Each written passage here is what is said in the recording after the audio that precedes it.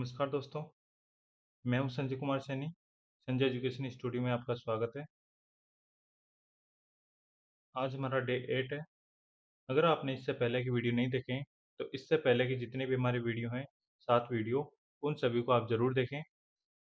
चलिए हम स्टार्ट करते हैं। हमारा पहला प्रश्न है, गीतों की लड़ियाँ, उपरोक्त अशुद्ध वाक्य खंड का शुद्ध रूप क्या होगा? उपरोक्त वाक्य हमारा गीतों की लड़ियाँ, यहाँ पर हमें शुद्ध रूप देखना है।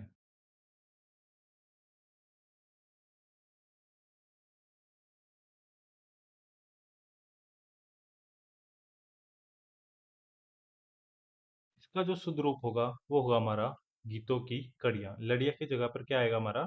कड़ियाँ। अगला हमारा प्रश्न है, निम्नलिखित विकल्पों में से किस एक वाक्य में असुर शब्द के लिए उचित पर्यायवाची का प्रयोग हुआ है?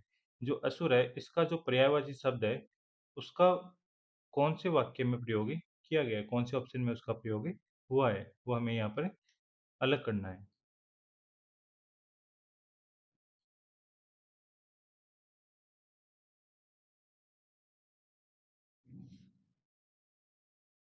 असुर का जो विलोम शब्द होता है वो होता है हमारा रजनीचर। कौन सा होता है? रजनीचर। और रजनीचर का जो प्रयोग है वो ऑप्शन नंबर 1 में किया गया है। तो हमारा सही उत्तर क्या हो जाएगा? Option number 1। रजनीचर का स्वभाव धृष्टतापूर्ण होता है। अगला हमारा प्रश्न है, जिसकी सीमा न हो वाक्यांश के लिए उचित शब्द बताइए। हमारा वाक्य है जिसकी सीमा न हो।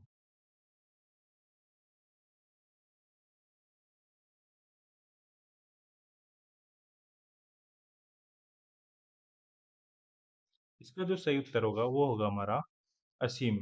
जिसकी सीमा न हो उसे हम क्या कहते हैं? असीम कहते हैं। अगला हमारा प्रश्न है, इनमें से कौन सा शब्द अग्नि का पर्यायवाची नहीं है? अग्नि का पर्यायवाची इनमें से कौन सा शब्द नहीं है?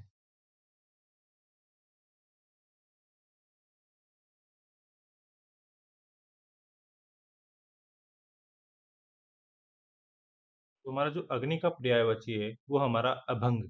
अभंग हमारा अग्नि का पर्यायवाची नहीं होता है। देखिए हमारा जो भी क्वेश्चन आते हैं ना, इनमें से कौन सा शब्द अग्नि का पर्यायवाची नहीं है, यहाँ पर जो नहीं है इसे हमें जल्द जरूर टिक करना है। क्योंकि कई बार क्या होता है हम नहीं को पढ़ नहीं पाते और हमारा क्वेश्चन क्या हो जाता है, इनमें से कौन सा शब्द अग्नि का पर्यायवाची है, और हम पहला ही ऑप्शन देकर उसको पर टिक कर देते। तो हमें यहाँ पर नहीं को चिन्हित करना है कि हमसे पूछा है या नहीं है। तो यहाँ पर कौन सा हो जाएगा हमारा उत्तर नंबर 2। अगला हमारा प्रश्न है, निम्नलिखित वाक्य के किस शब्द में अशुद्धि है? हमारा वाक्य है, देशों में यह बीमारी कोरोना के कारण फैली थी।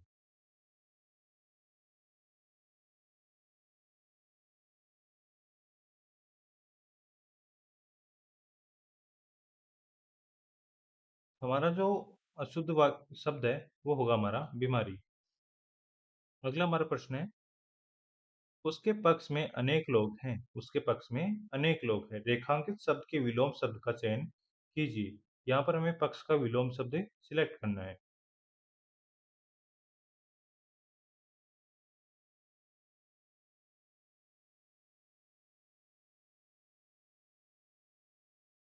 यहाँ पर हमारा पक्ष का जो विलोम शब्द है वो होता है हमारा विपक्ष। कौन सा होता है? विपक्ष। उत्तर नंबर 1 हमारा सही जवाब हो जाएगा। अगला हमारा प्रश्न है, निम्नलिखित मुहावरे का उचित अर्थ विकल्पों में से चुनिए। मुहावरा है हमारा मुट्ठी गर्म करना। इसका आंसर कौन सा होगा?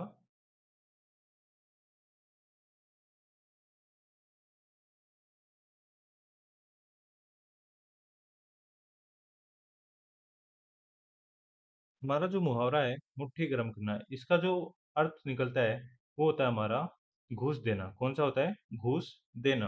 अगला हमारा प्रश्न है, हमें किसी बूढ़े व्यक्ति के रिक्त स्थान का तिरस्कार नहीं करना चाहिए।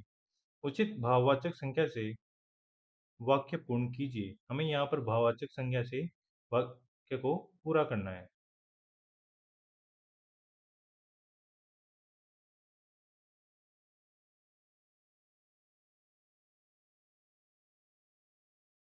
हमारी जो भाववाचक संज्ञा आएगी वो आएगी हमारे बुढ़ापे। कौन सा? बुढ़ापे।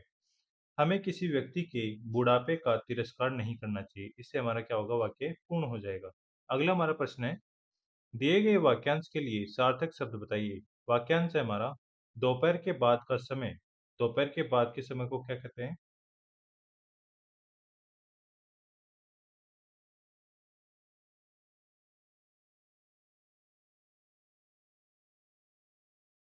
दोपहर के बाद के समय को हम कहते हैं अपराह्न। क्या कहते हैं? अपराह्न। ऑप्शन नंबर 2 हमारा सही जवाब हो जाएगा।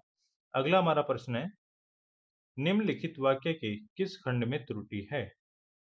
जहाँ तक हमारा विचार तो यही है, ये हमारा क्या है? वाक्य। इसके भाग में कौन से भाग में त्रुटि है?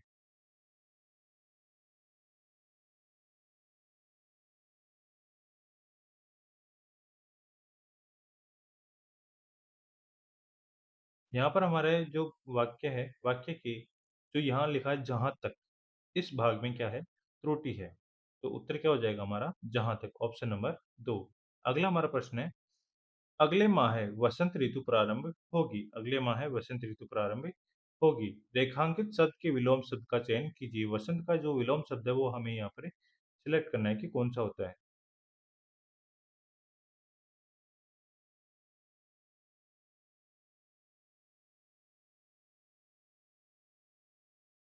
जो हमारी वसंत ऋतु होती है, इसका विलोम शब्द होता है पतझड़। कौन सा होता है? पतझड़। ऑप्शन नंबर 3 हमारा सही जवाब हो जाएगा। अगला हमारा प्रश्न है, टट्टी की ओट में ओट से शिकार खेलना मुहावरे का अर्थ है। इस मुहावरे का हमारा क्या अर्थ है?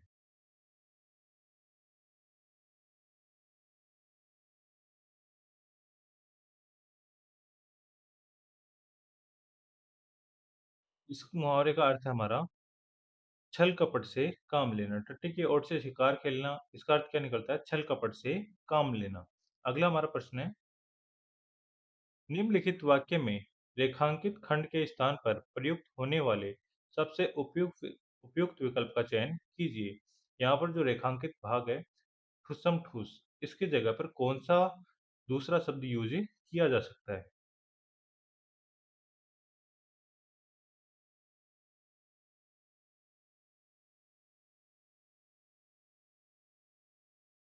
यहाँ पर हम ठुसम ठूस की जगह पर लबालब शब्द, कौन सा शब्द है? लबालब शब्द यूज कर सकते हैं। तब पानी से लबालब भरा है। ऑप्शन नंबर 2 हमारा सही जवाब हो जाएगा। अगला हमारा प्रश्न है, निम्नलिखित में से विशेषण शब्द का उदाहरण है। विशेषण शब्द का कौन सा यहाँ पर उदाहरण दिया गया है?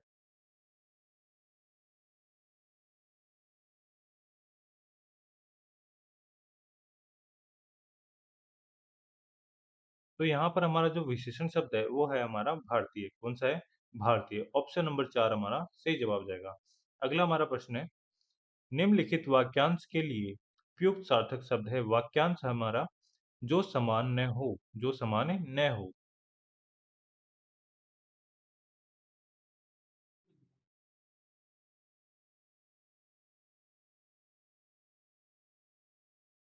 जो समान न हो उसे हम कहते हैं विषम। क्या कहते हैं? विषम। ऑप्शन नंबर 2 हमारा सही जवाब हो जाएगा। अगला हमारा प्रश्न है, निम्नलिखित गद्यांश में से कुछ शब्दों को हटा दिया गया है। गद्यांश के आधार पर पूछे गए प्रश्नों में इसके रिक्त स्थान पर आने वाले उपयुक्त शब्दों का चयन कीजिए।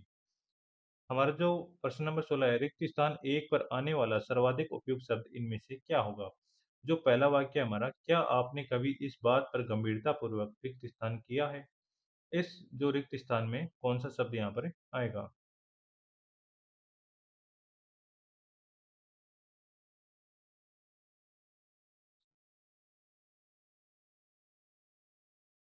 तो यहाँ पर हमारा जो रिक्त स्थान 1 है, उसमें आएगा विचार। क्या आएगा? विचार शब्द। क्या आपने कभी इस बात पर गंभीरतापूर्वक विचार किया है? इससे हमारा क्या होगा? वाक्य पूर्ण होगा। अगला हमारा प्रश्न है, रिक्त स्थान 2 पर आने वाला सर्वाधिक उपयुक्त शब्द इनमें से क्या होगा? वाक्य नंबर 2 है हमारा, माता का, मातृभूमि का, मातृभाषा का या फिर इन सब का एक रिक्त स्थान हमें जन्म देती है।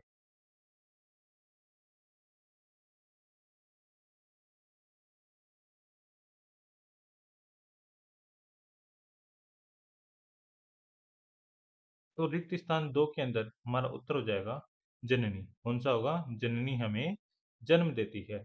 अगला हमारा प्रश्न है, रिक्त स्थान 3 पर आने वाला सर्वाधिक उपयुक्त शब्द इनमें से क्या होगा?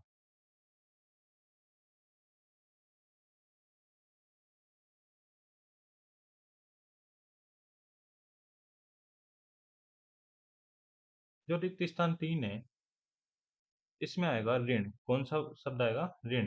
इस उपकार का ऋण हम पर सबसे अधिक है। तो ऋण से ये शब्द वाक्य क्या हो जाएगा? पूरा हो जाएगा। इस उपकार का ऋण हम सब पर सबसे अधिक है। अगला हमारा प्रश्न है, रिक्त स्थान 4 पर आने वाला सर्वाधिक उपयुक्त शब्द इनमें से क्या होगा?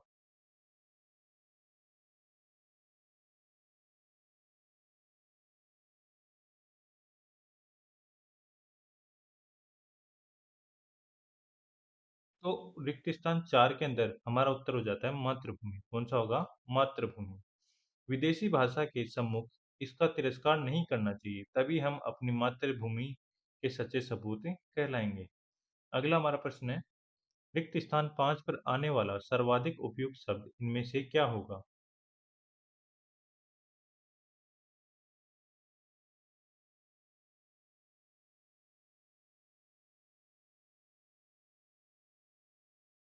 रिक्त स्थान 5 की बात करें तो यहाँ पर हमारा उत्तर हो जाता है धार। कौन-सा होता है? धार।